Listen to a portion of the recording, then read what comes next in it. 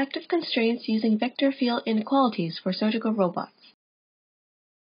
For surgeries in deep and narrow regions, shafts of surgical tools can collide with each other, and tools can collide with the workspace boundaries. In this work, the workspace boundary is approximated as a cylinder. 4 types of collisions are addressed. Given a controlled point, a target, and an obstacle, prior techniques provide feedback based on the penetration into the obstacle. In practice, if several points are controlled to the opposing side of an obstacle, discontinuous velocities affect the smoothness of the trajectory, which is undesirable when real robots are controlled.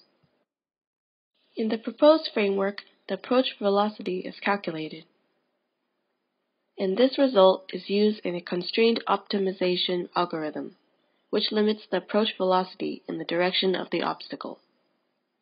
In effect, this causes the motion to be smooth. Simulations. No active constraints.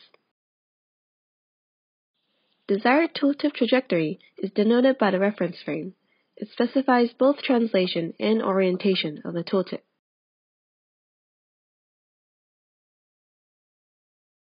Collisions are denoted by the change of collider and collidee colors to red. In this case, a shaft-shaft collision happened.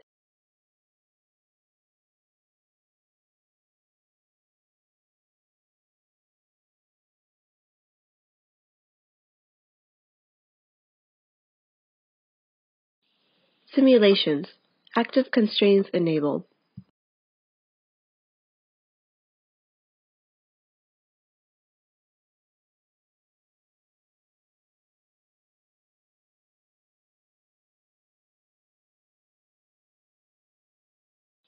Thank you. Come and watch our interactive presentation.